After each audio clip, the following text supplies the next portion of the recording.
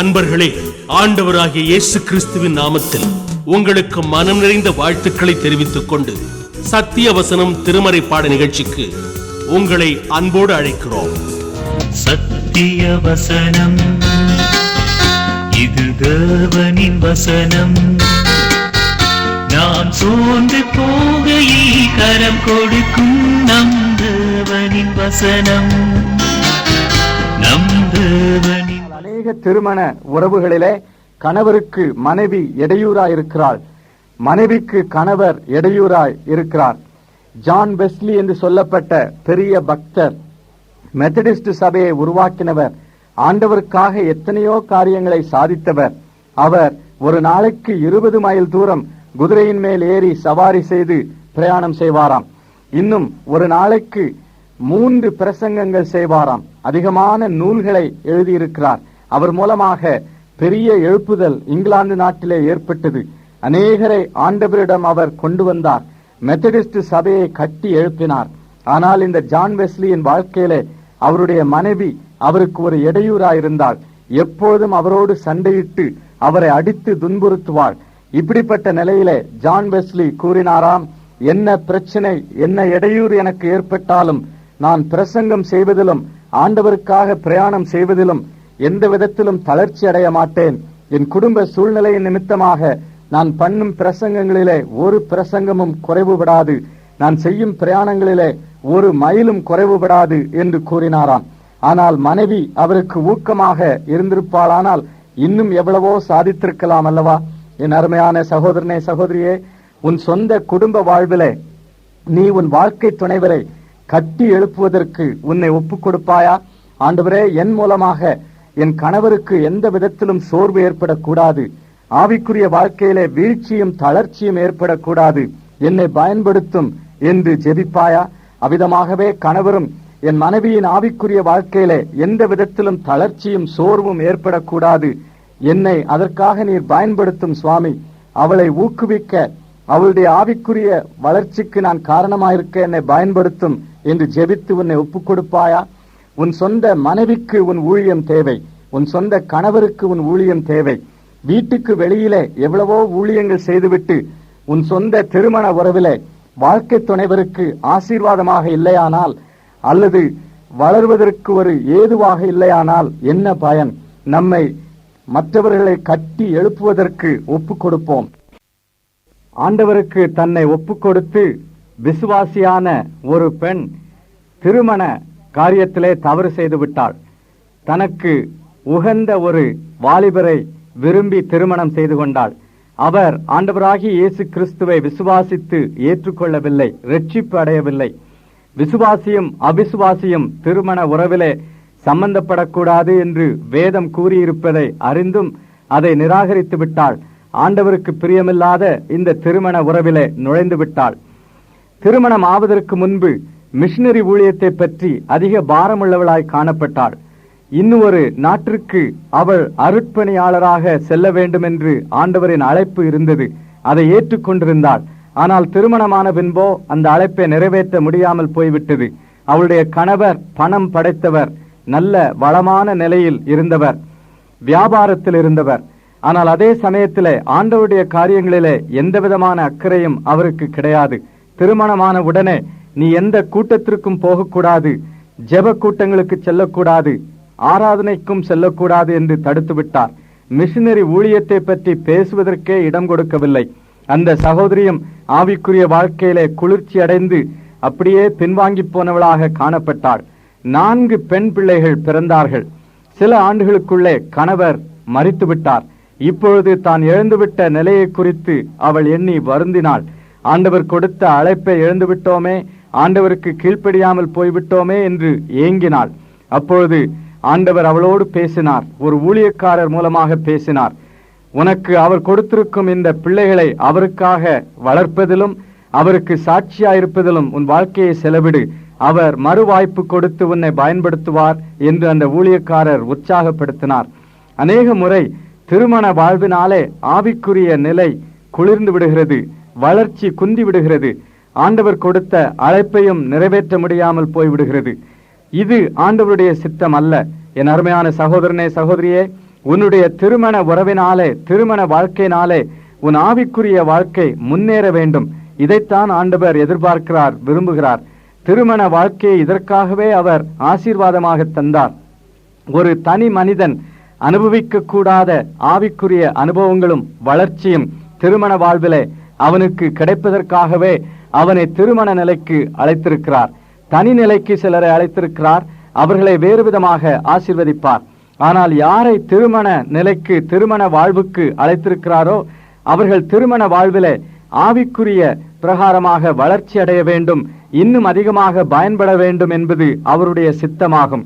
ஆகினாலேதான் எபேசியருக்கு எழுதின நிருபம் 5வது அதிகாரம் 29வது வசனத்திலே அன்பை பற்றி நாம் வாசிக்கும் காரியங்களிலே ஒன்று, தன் சொந்த மாம்சத்தை பகைத்தவன் ஒருவனும் இல்லையே, கர்த்தர் சபையை போஷித்து காப்பாற்றுகிறது போல ஒவ்வொருவனும் தன் மாம்சத்தை போஷித்து காப்பாற்றுகிறான். தன் சொந்த உடலை போஷித்து காப்பாற்றுவது போல திருமண உறவிலே அடுத்த வாழ்க்கை துணைவரை போஷித்து காப்பாற்ற வேண்டும், அவர்களை கட்டி எழுப்ப வேண்டும் என்று இதிலிருந்து அறிந்து கொள்கிறோம். என் அருமையான நண்பனே, உன்னுடைய திருமண வாழ்வினாலே நீ ஆவிக்குரிய வாழ்க்கையிலே முன்னேறி இருக்கிறாயா? உன்னுடைய கணவரின் ஆவிக்குரிய வாழ்க்கையும் சாட்சியும் ஊழியமும் பலமடைந்திருக்கின்றனவா? அல்லது உன்னுடைய மனைவியின் ஆவிக்குரிய வாழ்க்கையும் சாட்சியும் ஊழியமும் பலமடைந்திருக்கின்றனவா, வளர்ந்திருக்கின்றனவா, அல்லது சீர்குலைந்து போயிருக்கின்றனவா? வீழ்ச்சி காணப்படுகிறதா, வளர்ச்சி காணப்படுகிறதா? ஒவ்வொருவரும் அடுத்தவரின் ஆவிக்குரிய வாழ்க்கைக்கு பொறுப்பாளிகளாய் இருக்கிறோம். கணவருக்கும் இதை பற்றிய உக்ரானத்துவம் உண்டு, மனைவிக்கும் இதை பற்றிய உக்ரானத்துவம் உண்டு. இதை நாம் நினைவில் இருத்திக் கொள்ள வேண்டும். நம்மை பற்றியே நாம் எண்ணிக்கொண்டிருக்க கூடாது. அடுத்தவர்களை எப்படி முன்னேற்றுவிக்கிறோம் என்பது முக்கியமான காரியம். உன்னுடைய சொந்த பிரச்சனைகளையும் பாரங்களையும் பற்றியே பேசிக்கொண்டு உன்னுடைய கணவரின் அல்லது மனைவியின் ஆவிக்குரிய வாழ்க்கையை பற்றி கவலையற்று இருப்பாயானால் நீ தவறு செய்கிறாய். இன்னும் ஆவிக்குரிய வாழ்க்கையில எல்லோரும் ஒரே நிலையில் இருப்பதில்லை. திருமணம் ஆகும் பொழுது ஒருவேளை கணவர் ஆவிக்குரிய வாழ்க்கையிலே அதிகமாக முன்னேறினவராய் இருக்கலாம், மனைவி சற்று பின்தங்கினவராய் இருக்கலாம். திருமணமான பிறகு கணவர் தம்முடைய மனைவியின் ஆவிக்குரிய வாழ்க்கையின் நிலையை பார்க்கும் பொழுது அதை குறை சொல்லிக் கொண்டே இருக்கக்கூடாது. மற்றவர்களுக்கும் அதை பற்றி சொல்லி மனைவியை தரக்குறைவாக கருதக்கூடாது. சிலர் இந்த தவறை செய்து விடுகிறார்கள். மனைவிமாரும் அபிதமாகவே, என் கணவர் ரட்சிக்கப்பட்டவர்தாம், ஆனாலும் குளிர்ச்சி அடைந்து காணப்படுகிறார், ஜெப கூட்டங்களை பற்றியெல்லாம் அவருக்கு அக்கறையே கிடையாது என்று மனைவிமார் தங்கள் கணவர்மாரை பற்றி குறை சொல்லிவிடக் கூடாது.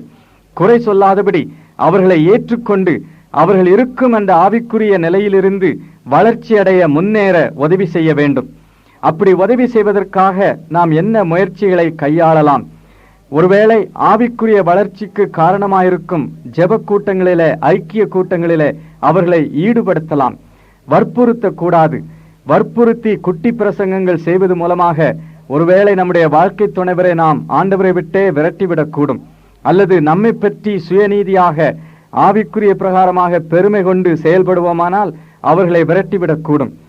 மனைவிமார் சில சமயங்களிலே தங்களை ஆவிக்குரிய பிரகாரமாக அதிக வளர்ச்சி அடைந்தவர்கள், உயர்நிலையில் இருக்கிறவர்கள் என்று கருதி கொண்டு தங்கள் கணவன்மாரை பற்றி தரக்குறைவாக பேசுவதனாலே கணவன்மாரை ஆண்டவரிடத்திலிருந்து விரட்டி இருக்கிறார்கள். நான் வரம் பெற்றவள், ஆவிக்குரிய அனுபவங்களை பெற்றவள் என்றெல்லாம் சொல்லி உன் கணவனை வளர்ச்சியடையாதபடி தடுத்து விடுவாயானால் உன்னுடைய ஆவிக்குரிய வாழ்க்கையினாலே என்ன பயன்? உன் சொந்த குடும்பத்திலே உன் ஆவிக்குரிய நிலையினாலே மற்றவர்கள் வளர்ச்சியடையாதபடி தடைப்படுவார்களானால் அதனால் என்ன பயன்? சிலர் தங்களுடைய ஆவிக்குரிய சாதனைகளை எல்லாம் வீட்டுக்கு வெளியிலும் மேடைகளிலும் ஜெப அறைகளிலுமே வைத்துக் கொள்கிறார்களே ஒழிய தங்கள் சொந்த வீடுகளிலே, குடும்பங்களிலே அதை வெளிப்படுத்துவதில்லை. என் அருமையான சகோதரனே, சகோதரியே, உன்னுடைய ஊழியம் வெளியிலே எவ்வளவு வளர்ச்சி பெற்றிருந்தாலும் உன் சொந்த குடும்பத்திலே உன் மனைவிக்கு ஆசீர்வாதமாய் இருக்கிறாயா? உன் கணவருக்கு ஆசீர்வாதமாய் இருக்கிறாயா?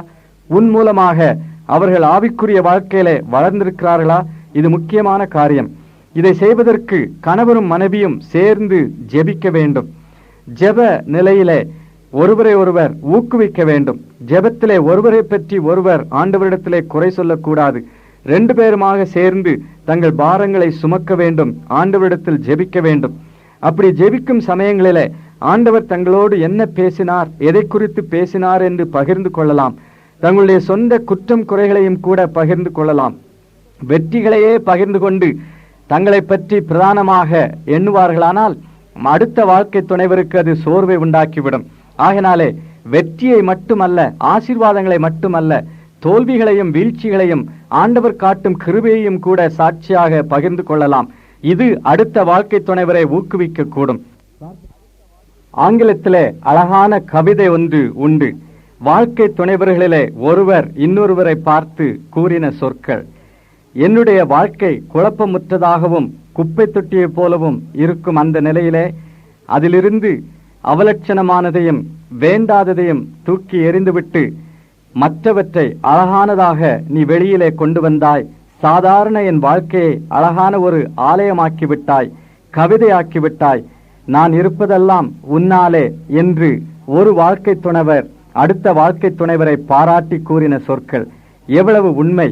நம்முடைய வாழ்க்கையை முன்னுக்கு கொண்டு வருவதற்கும் ஊக்குவிப்பதற்கும் வாழ்க்கை துணைவர் பயனுள்ள ஒரு கருவியாக அமையக்கூடும். இது ஆண்டவருடைய சித்தம். என் அருமையான சகோதரனே, சகோதரியே, ஆண்டவர் உன்னை இந்த திருமண வாழ்வுக்கு அழைத்ததன் நோக்கம் என்ன? இப்பொழுது நீ குடும்ப வாழ்வில் ஈடுபட்டிருக்கிறாயே, உன் மனைவியை பொறுத்த மட்டிலே, உன் கணவரை பொறுத்த மட்டிலே உனக்கு அவர் என்ன திட்டம் வைத்திருக்கிறார் தெரியுமா? உன் மூலமாக உன் கணவரை ஆசீர்வதிக்க திட்டம் கொண்டிருக்கிறார். உன் மூலமாக உன் மனைவியை ஆசீர்வதிக்க திட்டம் கொண்டிருக்கிறார். இதை நீ உணர்வாயா? என் மனைவி சரியில்லை, அவள் என்னை வாழ்விக்கவில்லை, எனக்கு தேவையானதையெல்லாம் கொடுக்கவில்லை என்று குறைபட்டு கொண்டிருக்கிறாயே, உனக்கு ஒரு பொறுப்பு உண்டு. அதை அறிவாயா? என் கணவர் சரியான நிலையில் இல்லை, ஆவிக்குரிய வாழ்க்கையிலே அவர் சரியான தரத்தில் இல்லை என்றெல்லாம் மற்றவர்களிடம் சொல்லி குறைபட்டு கொண்டிருக்கிறாயே, உனக்கு ஒரு பொறுப்பு உண்டு தெரியுமா? உன் கணவரை பற்றிய உக்ரானத்துவம் உனக்கு உண்டு. உன் மனைவியை பற்றிய உக்ரானத்துவம் உனக்கு உண்டு. அவர்களை ஆவிக்குரிய நிலையிலே வளர்ச்சிக்கு கொண்டு வருவது, முன்னேற்றத்திற்கு கொண்டு வருவது உன்னுடைய பொறுப்பாகும். இதை பற்றித்தான் எபேசியருக்கு எழுதின நிருபம் 5வது அதிகாரத்திலே பவுல் கூறுகிறார். இங்கே அன்பின் தன்மைகளை பற்றி பார்த்து வருகிறோம். இது சித்தத்திற்குரிய அன்பு, செயல்படும் அன்பு என்று பார்க்கிறோம். இந்த அன்பின் செயல்களிலே ஒன்று அடுத்தவரை, அடுத்த வாழ்க்கை துணைவரை போஷித்து காப்பாற்றுவது. எபேசியர் 5:29, தன் சொந்த மாம்சத்தை பகைத்தவன் ஒருவனும் இல்லையே, கர்த்தர் சபையை போஷித்து காப்பாற்றுகிறது போல ஒவ்வொருவனும் தன் மாம்சத்தை போஷித்து காப்பாற்றுகிறான். ஆண்டவர் சபையை காப்பாற்றுகிறார், போஷிக்கிறார். அதே போல கணவனும் மனைவியை போஷித்து காப்பாற்ற வேண்டும், மனைவியும் கணவரை போஷித்து காப்பாற்ற வேண்டும் என்று திருமறை போதிக்கிறது. இதை எப்படி செய்யக்கூடும்? இருவரும் ஒன்றாய் சேர்ந்து ஜெபிக்கலாம். கணவருக்கும் மனைவிக்கும் ஜெப வாழ்வு இருக்க வேண்டும். தனித்தனியாய் ஜெபிப்பது மட்டுமல்ல, அவர்கள் சேர்ந்து ஜெபிக்க வேண்டும். ஒருவேளை கணவர் அவிசுவாசியாக இருந்தால் அல்லது மனைவி அவிசுவாசியாக இருந்தால் இது சாத்தியமாகாது. அப்பொழுது என்ன செய்யலாம்? கணவனின் ரட்சிப்புக்காக, மனைவியின் ரட்சிப்புக்காக ஜெபித்து பொறுமையோடு காத்திருக்க வேண்டும். ஆனால் ரட்சிக்கப்பட்ட தம்பதிகளாய் இருப்பார்களானால் 2 பேரும் சேர்ந்து ஜெபிக்க வேண்டும். அதற்கு நேரமில்லை என்று கூறிவிடக் கூடாது. ஜெபத்திற்கு நேரமில்லை என்று சொல்லுவாயானால் உங்களுடைய ஆவிக்குரிய வளர்ச்சி சரியானபடி இருக்காது. 2 பேரும் ஒருவருக்கொருவர் ஆசீர்வாதமாயிருக்க வேண்டுமானால் சேர்ந்து ஜெபிக்க வேண்டும். அப்படி சேர்ந்து ஜெபிக்கும்போது எவ்வளவோ பெரிய ஆசீர்வாதங்களை ஆண்டவர் வாக்கு பண்ணுகிறார். மத்தேயு 18வது அதிகாரம் 18வது வசனத்தை எடுத்து பாருங்கள். பூலோகத்திலே நீங்கள் எவைகளை கட்டுவீர்களோ அவைகள் பரலோகத்திலும் கட்டப்பட்டிருக்கும். பூலோகத்திலே நீங்கள் எவைகளை கட்டவிழ்ப்பீர்களோ அவைகள் பரலோகத்திலும் கட்டவிழ்க்கப்பட்டிருக்கும் என்று மெய்யாகவே உங்களுக்கு சொல்லுகிறேன். அல்லாமலும் உங்களில் 2 பேர் தாங்கள் வேண்டிக் கொள்ளப் போகிற எந்த காரியத்தை குறித்தாகிலும் பூமியிலே ஒருமனப்பட்டிருந்தால் பரலோகத்தில் இருக்கிற என் பிதாவினால் அது அவர்களுக்கு உண்டாகும் என்று உங்களுக்கு சொல்லுகிறேன்.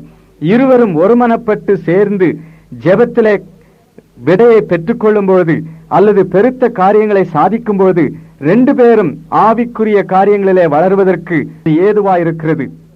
சில சமயம் கணவருக்கு ஆவிக்குரிய வாய்ப்புகள் கிடைக்காமல் இருந்திருக்கலாம்.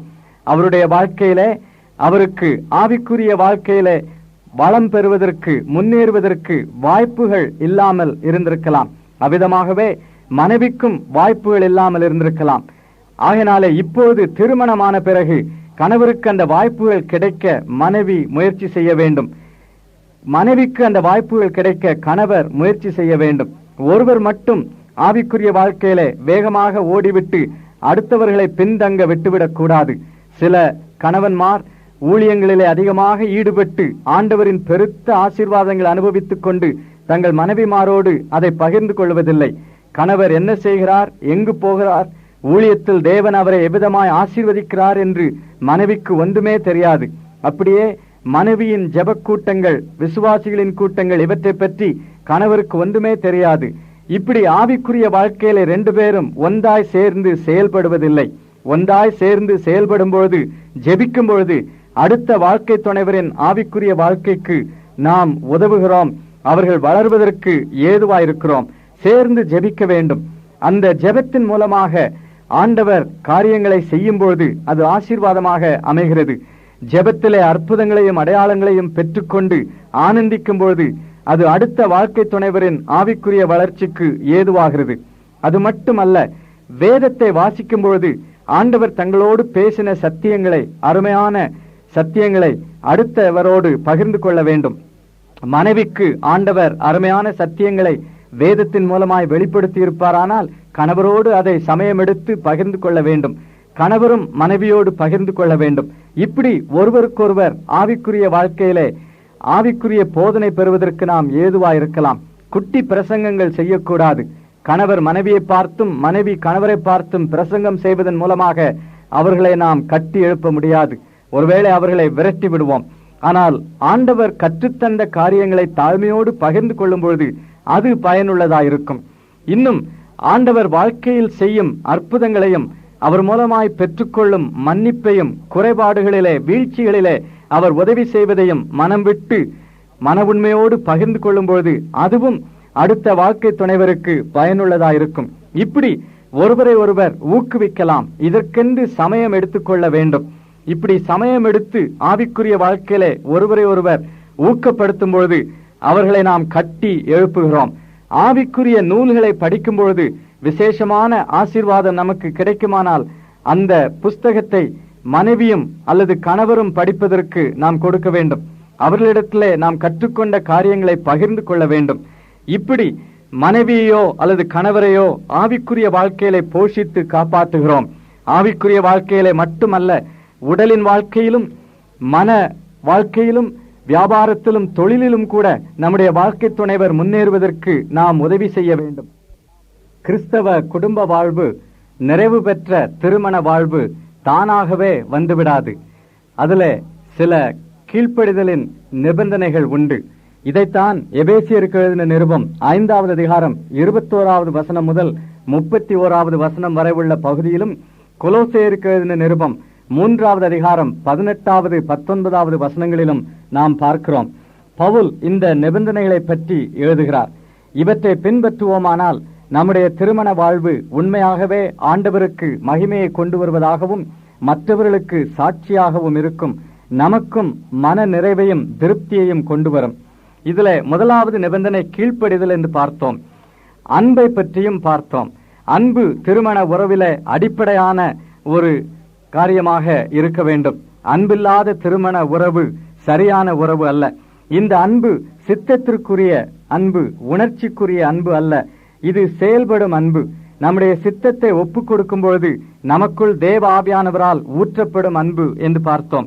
இந்த அன்பின் இயல்புகளையும் இந்த வேத பகுதியிலே பவுல் நமக்கு தருகிறார்.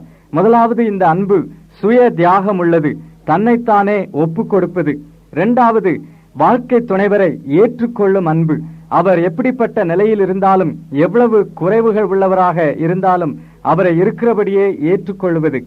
அடுத்தபடி, வாழ்க்கை துணைவரை கட்டி எழுப்பும் அன்பு, போஷித்து காப்பாற்றும் அன்பு என்று பார்த்தோம். இறுதியாக நான்காவது, இந்த அன்பு ஒப்பு கொடுத்தலின் அன்பு என்று பார்க்கிறோம். எபேசியர் 5வது அதிகாரம் 30வது 31வது வசனங்கள். நாம் அவருடைய சரீரத்தில் அவயவங்களாயும் அவருடைய மாம்சத்திற்கும் அவருடைய எலும்புகளுக்கும் உரியவர்களாயும் இருக்கிறோம். இது நிமித்தம் மனுஷன் தன் தகப்பனையும் தன் தாயையும் விட்டு தன் மனைவியுடன் இசைந்து இருவரும் ஒரே மாம்சமாய் இருப்பார்கள். கிறிஸ்துவுக்கும் சபைக்கும் உள்ள உறவு நம்முடைய திருமண வாழ்விலே கணவனுக்கும் மனைவிக்கும் உள்ள உறவுக்கு அடையாளமாய் இருக்கிறது. கணவனுக்கும் மனைவிக்கும் உள்ள உறவு கிறிஸ்துவுக்கும் சபைக்கும் உள்ள உறவிற்கு அடையாளமாயிருக்கிறது. கிறிஸ்துவுக்கும் சபைக்கும் உள்ள உறவிலே ஒரே உடலாய் சபை இருக்கிறது. கிறிஸ்து தலையாயிருக்கிறார், சபை சரீரமாயிருக்கிறது.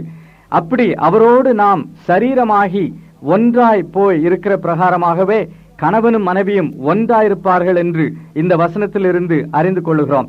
மறுபடியும் அந்த 31வது வசனத்தை எடுத்து பார்ப்போம்.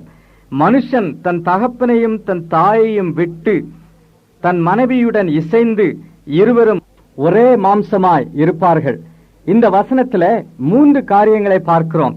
முதலாவது விட்டு விடுதல், இரண்டாவது இசைந்து இருத்தல், மூன்றாவது ஒரே மாம்சமாய் இருப்பது. ஆக இந்த 3 காரியங்களும் திருமண உறவிலே காணப்பட வேண்டும். ஒப்பு கொடுத்தல் என்று இந்த அன்பின் செயலை அழைக்கிறோம். இந்த ஒப்பு கொடுத்தலிலே 2 பகுதிகள் உண்டு. ஒன்று, மனுஷன் தன் தகப்பனையும் தன் தாயையும் விட்டுவிட வேண்டும். இரண்டாவது, தன் மனைவியுடன் இசைந்து இருக்க வேண்டும். அப்பொழுது அவர்கள் கிறிஸ்துவையும் சபையையும் போல ஒரே மாம்சமாய் இருப்பார்கள், ஒருவராய் இருப்பார்கள். இதைத்தான் ஒப்பு கொடுத்தல் என்று அழைக்கிறோம். இந்த வசனம் வேதத்திலே இன்னும் 3 இடங்களிலும் கூட கொடுக்கப்படுகிறது.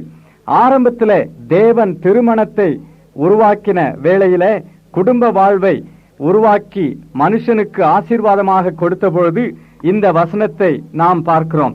ஆதியாகமம் 2வது அதிகாரம் 24வது வசனம், புருஷன் தன் தகப்பனையும் தன் தாயையும் விட்டு தன் மனைவியோட இசைந்திருப்பான், அவர்கள் ஒரே மாம்சமாயிருப்பார்கள். அதற்கு முந்தின வசனத்தை பார்ப்போம். ஆதாம், இவள் என் எலும்பில் எலும்பும் என் மாம்சத்தில் மாம்சமுமாயிருக்கிறாள், இவள் மனுஷனில் எடுக்கப்பட்டபடியினாலே மனுஷி எண்ணப்படுவாள் என்றான். இது நிமித்தம் புருஷன் தன் தகப்பனையும் தன் தாயையும் விட்டு தன் மனைவியோடு இசைந்திருப்பான், அவர்கள் ஒரே மாம்சமாயிருப்பார்கள். ஆதாமில் இருந்து ஏவாள் எடுக்கப்பட்டபடியினாலே அவனுடைய உடலில் ஒரு பகுதியாயிருக்கிறபடினாலே, அவனுடைய எலும்பில் எலும்பும் மாம்சத்தில் மாம்சமுமாயிருக்கிறபடினாலே புருஷன் தன் தகப்பனையும் தன் தாயையும் விட்டு தன் மனைவியோடு இசைந்திருப்பாள் என்று பார்க்கிறோம். படைப்பின் நிமித்தமாக எந்த விதமாக ஏவாள் உருவாக்கப்பட்டாளோ அதன் நிமித்தமாக இந்த ஒப்பு கொடுத்தல் சாத்தியம் என்று இந்த வசனத்திலிருந்து அறிந்து கொள்கிறோம். புதிய ஏற்பாட்டிலே நம்முடைய ஆண்டவராகிய இயேசு கிறிஸ்துவும் இந்த சத்தியத்தை கூறுகிறார். மத்தேயு 19வது அதிகாரம் 4வது 5வது வசனங்களை எடுத்து பார்ப்போம். ஆதியிலே மனுஷரை உண்டாக்கினவர் அவர்களை ஆணும் பெண்ணுமாக உண்டாக்கினார் என்பதையும், இது நிமித்தம், மறுபடியும் அந்த வார்த்தையை கவனியுங்கள், இது நிமித்தம் புருஷனானவன் தன் தகப்பனையும் தாயையும் விட்டு தன் மனைவியோட இசைந்திருப்பான், அவர்கள் இருவரும் ஒரே மாம்சமாயிருப்பார்கள் என்று அவர் சொன்னதையும் நீங்கள் வாசிக்கவில்லையா என்று கூறுகிறார். தேவ வசனம் கூறுகிறது படைப்பின் நிமித்தம் அவர்கள் ஒன்றாயிருப்பார்கள் என்று இதிலிருந்து அறிந்து கொள்கிறோம். மார்க்கு எழுதின நற்செய்தி நூல் 10வது அதிகாரத்திலும் இதே வசனத்தை பார்க்கிறோம். 6வது 7வது வசனங்கள், ஆகிலும் ஆதியிலே மனுஷரை சிருஷ்டித்த தேவன் அவர்களை ஆணும் பெண்ணுமாக உண்டாக்கினார், இது நிமித்தம் புருஷனானவன் தன் தகப்பனையும் தாயையும் விட்டு தன் மனைவியோட இசைந்திருப்பான், அவர்கள் இருவரும் ஒரே மாம்சமாயிருப்பார்கள், இவ்விதமாய் அவர்கள் இருவராயிராமல் ஒரே மாம்சமாயிருக்கிறார்கள் என்று ஆண்டவர் கூறுகிறார். தேவ வசனத்தின்படி, தெய்வ சித்தத்தின்படி இந்த ஒப்பு கொடுத்தல் அவசியம். படைப்பிலே மனிதனிலிருந்து மனுஷி எடுக்கப்பட்டபடியினாலே, ஆதாமிலிருந்து ஏவாள் எடுக்கப்பட்டபடியினாலே இந்த ஒப்பு கொடுத்தல் அவசியம். கிறிஸ்துவுக்கும் அவருடைய சபைக்கும் உள்ள உறவை இந்த திருமண உறவு எடுத்து காட்டுகிறபடியினாலே இந்த ஒப்பு கொடுத்தல் அவசியம். இந்த 3 காரணங்களினாலே இந்த ஒப்பு கொடுத்தல் அவசியம் என்று இந்த வசனங்களிலிருந்து அறிந்து கொள்கிறோம். 4 முறை கூறப்பட்டபடினாலே இது எவ்வளவு முக்கியத்துவம் பெற்றது என்று பார்க்கிறோம். திருமணமான பிறகு ஒரு மனிதன் தன் தகப்பனையும் தன் தாயையும் விட்டு தன் மனைவியோடு இசைந்திருக்க வேண்டும். இந்த ஒப்பு கொடுத்தலிலே விட்டுவிடுதல் மிகவும் முக்கியமான ஒரு அம்சமாகும். தாயையும் தகப்பனையும் விட்டுவிடுதல் என்றால் அவர்களை உதாசீனம் செய்வதா, ஒதுக்கி தள்ளிவிடுவதா? அவர்களை பராமரிக்க வேண்டிய பொறுப்பு, ஆதரிக்க வேண்டிய பொறுப்பு ஒரு மகனுக்கு இல்லையா? மகளுக்கு பெற்றோரை பொறுத்த மட்டிலே பொறுப்பு இல்லையா என்று நாம் கேட்கலாம். பொறுப்பு உண்டு. அவர்களை ஒதுக்கி தள்ளிவிட வேண்டும் என்று கூறவில்லை. ஆனால் தன் வாழ்க்கையிலே, தன் உறவுகளிலே மனைவிக்கோ கணவருக்கோ கொடுக்க வேண்டிய இடத்தை பெற்றோருக்கு கொடுக்க கூடாது என்றுதான் இந்த வசனத்திலிருந்து அறிந்து கொள்கிறோம்.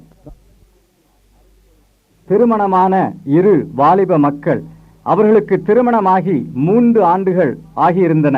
அழகான ஒரு ஆண் குழந்தையை ஆண்டவர் கொடுத்திருந்தார். இருவருமாக மகிழ்ச்சியோடு குடும்பத்தை நடத்தி வந்தார்கள். ஆனால் ஒரு பிரச்சனை அவர்களுக்கு நடுவிலே வந்துவிட்டது. கணவர் வாரம் முழுவதும் அலுவலகத்திலே பணியாற்றிவிட்டு ஞாயிற்றுக்கிழமை மட்டும் அவர்களுக்கு சேர்ந்து இருப்பதற்கு, ஒன்றாய் சேர்ந்து சாப்பிடுவதற்கு, ஒன்றாய் சேர்ந்து தங்கள் வீட்டிலே பல வேலைகளை செய்வதற்கு சமயம் இருந்தது. இப்படி ஒன்றாய் வேலைகளை செய்யும் பொழுது அவர்கள் அதிலே அதிக மகிழ்ச்சி அடைந்தார்கள், திருப்தி பெற்றார்கள். இதற்கு இடையூறாக வந்துவிட்டது கணவருடைய நண்பர்கள். ஞாயிற்றுக்கிழமைதான் அவர்களுக்கும் விடுமுறை. அவர்கள் திருமணமாகாதவர்கள். ஆகினாலே ஒருவர் அல்லது இருவர் ஞாயிற்றுக்கிழமை காலையிலேயே வீட்டுக்கு வந்து விடுவார்கள். காலையில் இருந்து மாலை வரைக்கும் வீட்டிலேயே இருப்பார்கள். இதனாலே கணவனும் மனைவியும் தனியாக இருக்க சமயமில்லை. அவர்கள் தங்களுடைய அனுபவங்களை பகிர்ந்து கொள்ளவோ உரையாடவோ சேர்ந்து எதையும் செய்யவோ சமயமில்லை. இதனால் மனைவிக்கு பெருத்த எரிச்சல் உண்டானது. உன்னுடைய நண்பர்கள் ஞாயிற்றுக்கிழமை இப்படி வந்து வீட்டிலே உட்கார்ந்து கொண்டு நம்மிடத்திலே சாப்பிட்டு கொண்டு நம்முடைய உறவை கெடுக்கிறார்களே என்று முறையிட்டாள். கணவனுக்கும் எரிச்சல் வந்துவிட்டது. உன்னை கல்யாணம் செய்து கொண்டதினாலே என் நண்பர்களை எல்லாம் நான் தள்ளிவிட வேண்டுமா? 24 மணி நேரமும் உன்னோடுதான் இருக்க வேண்டுமா என்று கணவர் கேட்டார். இப்படி நண்பர்களின் நிமித்தமாக அவர்களுக்குள்ளே உறவு பிரச்சனை ஏற்பட்டு விட்டது. எவ்வளவு திருமண உறவுகளிலே பெற்றோரின் மூலமாகவும் நண்பர்களின் மூலமாகவும் கணவரின் விளையாட்டு பழக்கங்களின் மூலமாகவும் பிரச்சனைகள் ஏற்பட்டு விடுகின்றனவல்லவா? கணவர் கிரிக்கெட் விளையாடுவதிலே ஆர்வமுள்ளவர் அல்லது கால்பந்து விளையாடுவதிலே ஆர்வமுள்ளவர். ஆகையினாலே எல்லா நேரத்தையும் விளையாடுவதிலேயே செலவிடுகிறார். கிளப்புக்கு போய் நேரத்தை செலவிட்டு விடுகிறார். மனைவிக்கு கொடுக்க சமயமில்லை. மனைவிக்கும் கணவனுக்கும் உள்ள உறவின் நடுவிலே விளையாட்டு வந்து விடுகிறது, கிளப் வந்து விடுகிறது, அல்லது சில சமயத்திலே வியாபாரமோ வேலையோ வந்து விடுகிறது. இதனாலே திருமண உறவு பாதிக்கப்படுகிறது. என் அருமையான சகோதரனே, சகோதரியே, திருமணமான பிறகு உனக்கு ஒரு ஒப்பு கொடுத்தல் தேவை. கணவன் மனைவிக்கு ஒப்பு கொடுப்பதும் மனைவி கணவனுக்கு ஒப்பு கொடுப்பதும் அவசியம். நீங்கள் கேட்கலாம், என் ஆண்டவருக்கு நான் என்னை ஒப்பு கொடுக்க வேண்டாமா என்று. முதலாவது கிறிஸ்துவுக்கு நீ உன்னை ஒப்பு கொடுத்திருக்க வேண்டும். அந்த உறவு எல்லா உறவுகளுக்கும் மேலான உறவாக இருக்க வேண்டும். அதற்கு அடுத்தபடியாக உன்னுடைய திருமண உறவு இருக்க வேண்டும். கணவனுக்கோ அல்லது மனைவிக்கோ ஒப்பு கொடுக்க வேண்டும். ஆண்டவருக்கு ஒப்பு கொடுத்த பிறகு இந்த ஒப்பு கொடுத்தலும் திருமண வாழ்விலே அவசியம். திருமணம் ஆன பிறகும் திருமணம் ஆகாதது போலவே நடந்து கொள்ளக்கூடாது. திருமணம் ஆவதற்கு முன்பு இருந்த நண்பர்கள், விளையாட்டுகள், கிளப்புகள் என்று இவ்விதமாக இந்த ஈடுபாடுகளை வைத்துக் கொண்டிருந்தால் திருமண வாழ்விலே உறவு பிரச்சனைகள் ஏற்பட்டுவிடும். உன் அலுவலக நண்பர்கள், வியாபார நண்பர்கள் அல்லது சபையில் உள்ள நண்பர்கள், ஐக்கிய கூட்டங்களில் உள்ள நண்பர்கள் எல்லாம் உன் மனைவியோடு உனக்கு உள்ள உறவிற்கு பின்னால் தான், உன் கணவரோடு உனக்கு உள்ள உறவிற்கு பின்னால் தான். இதை ஏற்றுக்கொள்ளாவிட்டால் திருமண உறவிலே பிரச்சனை நிச்சயமாய் ஏற்பட்டுவிடும். கட்டு இல்லாத காளையைப் போல திருமணமான பிறகும் ஒரு வாலிபன் இருக்கக்கூடாது. அவ்விதமாகவே மனைவியும் இருக்கக்கூடாது. திருமணத்திற்குள் உள்ள கட்டுப்பாடை ஏற்றுக்கொள்ள வேண்டும், நுகத்தை ஏற்றுக்கொள்ள வேண்டும். இல்லையானால் திருமணம் செய்திருக்கவே கூடாது. திருமணம் செய்து அதற்கு பிறகும் சுயேட்சையாக கட்டில்லாத காளையைப் போல நீ இருக்க விரும்புவாயானால் இன்னும் ஒரு வாழ்க்கையை அனாவசியமாக பாழ்படுத்தி விடுகிறாய். ஆண்டவர் இதை குறித்து உன்னிடத்திலே கணக்கு கேட்பார். என் அருமையான சகோதரனே, உன்னுடைய திருமண உறவு முறிவதற்கு உன்னுடைய மனப்பான்மையும் நடவடிக்கைகளும் பழக்க வழக்கங்களும் காரணமா இருக்கின்றனவா? உன் மனைவி மேல் குற்றத்தை சொல்லி தப்பிக்கொள்ள பார்க்கிறாய். ஆனால் மன உண்மையோடு நீ ஒப்புக்கொள்ள வேண்டுமானால் உன் நண்பர்களை அல்லது உன் பெற்றோரை வைக்க வேண்டிய இடத்தில் நீ வைக்கவில்லை. உன்னிடத்திலே திருமணத்திற்கான ஒப்பு கொடுத்தல் காணப்படவில்லை. ஆகையினால் தான் இன்றைக்கு திருமண வாழ்க்கையிலே சந்தோஷமில்லை, சமாதான குறைவு காணப்படுகிறது. என் அருமையான சகோதரியே, உன் பெற்றோரை நீ நேசிக்க வேண்டியது அவசியம்தான். அவர்கள் உன்னை வளர்த்தார்கள், உனக்கு வாழ்வு உண்டாக்கினார்கள். ஆனால் அதற்காக அவர்களுக்கு முதலிடம் கொடுத்துவிட்டு உன் கணவரை பின்னால் தள்ளிவிடக் கூடாது. ஆகையினால் தான் உன் திருமண வாழ்வு பாதிக்கப்பட்டிருக்கிறது. வீணாக கணவரை குறை சொல்லி பயனில்லை. மன உண்மையோடு உன் குறையை நீ ஒப்புக்கொள்ள வேண்டும். வேதம் கொடுக்கிற இந்த சத்தியத்தை ஏற்றுக்கொள்ள வேண்டும், இந்த நிபந்தனையை ஏற்றுக்கொள்ள வேண்டும். அப்பொழுதுதான் திருமண வாழ்விலே கடவுளின் ஆசீர்வாதம் இருக்கும். 4 முறை திருமறையிலே இந்த சத்தியம் தெளிவாய் கூறப்படுகிறது. திருமணமான பின்பு விட்டுவிடுதல் இருக்க வேண்டும். தகப்பனையும் தன் தாயையும் விட்டுவிட வேண்டும், நண்பர்களை விட்டுவிட வேண்டும், பழைய வாழ்க்கை வழிகளை விட்டுவிட வேண்டும். ஆகினாலே பெற்றோரை நேசிக்க கூடாது என்று சொல்லவில்லை, வேறே நண்பர்கள் இருக்கக்கூடாது, தோழர்கள் இருக்கக்கூடாது என்று நான் சொல்லவில்லை. அவர்களுக்கு 2வது இடம் கொடுக்க வேண்டும். மனைவிக்கோ கணவனுக்கோ கொடுத்த இடத்திற்கு பிறகுதான் அவர்களுக்கு திருமண வாழ்விலே முதலிடம் கிறிஸ்துவுக்கு, அடுத்தபடி வாழ்க்கை துணைவருக்கு, 3வது தான் பெற்றோருக்கு, நண்பர்களுக்கு, வியாபார தோழர்களுக்கு. இந்த முறையின்படி நடந்தால் திருமண வாழ்விலே அமைதி காணப்படும். நம்முடைய சமுதாயத்திலே, விசேஷமாக தமிழகத்திலே, பெற்றோர் தங்களுடைய பிள்ளைகளின் திருமண வாழ்விலே குறுக்கிட்டு அவர்களுடைய வாழ்க்கையை பாழ்படுத்தி இருக்கிறார்கள் அல்லவா? பெற்றோரே, உங்களுடைய பிள்ளைகளின் திருமண வாழ்வு ஆசீர்வாதமாயிருக்க வேண்டுமானால் அதிலே நீங்கள் குறுக்கிடக்கூடாது. இதோ ஒரு தாய் தன்னுடைய மகனிடத்திலே மருமகள் கொண்டு வர வேண்டிய சாமான்களை கொண்டு வரவில்லை, நகைகளை கொண்டு வரவில்லை, பணத்தை கொண்டு வரவில்லை என்று கூறி அடிக்கடி அவன் மனதை கசப்புக்குள்ளாக்கி திருமண உறவை முறித்துவிடக்கூடும். அவ்விதமாகவே மனைவியின் உள்ளத்திலும் தன்னுடைய மகளின் உள்ளத்திலே பெற்றோர் இவ்விதமான கசப்பை உண்டு பண்ணிவிடக்கூடும். இப்படியாக அவர்களுடைய திருமண வாழ்விலே அவர்கள் குறுக்கிட்டு அதை நாசப்படுத்திவிடக்கூடும். பெற்றோரை ஆதரிக்க வேண்டியது மக்களின் பொறுப்பு. திருமணமான பிறகும் அதை செய்ய வேண்டும்.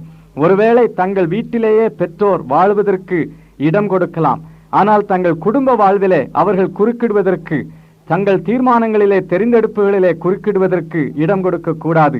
அவர்களுடைய ஆலோசனையை பெற்றுக்கொள்ளலாம், ஆனால் தீர்மானம் செய்ய வேண்டியது கணவனுக்கும் மனைவிக்கும் உள்ள பொறுப்பு. கணவனும் மனைவியும் 2 பேரும் ஒன்றாய் சேர்ந்து செயல்பட வேண்டும். இதுதான் ஒப்பு கொடுத்தல் என்று கூறுகிறோம். கணவன் தன் தாயையும் தகப்பனையும் விட்டு என்று வேதம் தெளிவாய் கூறுகிறது. ஏனென்றால் தாயும் தகப்பனும் அவனுடைய திருமண வாழ்விலே குறுக்கிடக்கூடாது. அப்பொழுதுதான் அவன் தன் மனைவியோடு இசைந்து இருக்க முடியும். இந்த ஒப்பு கொடுத்தல் அவசியம்.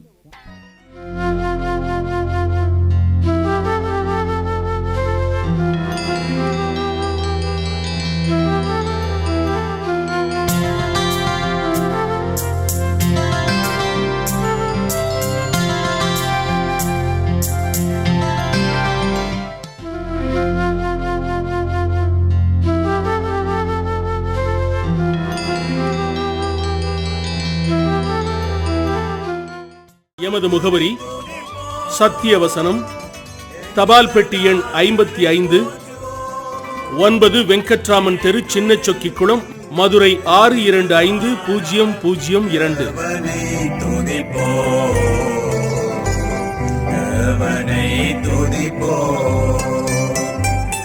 நேற்றும் என்றும் மாறா தேவனை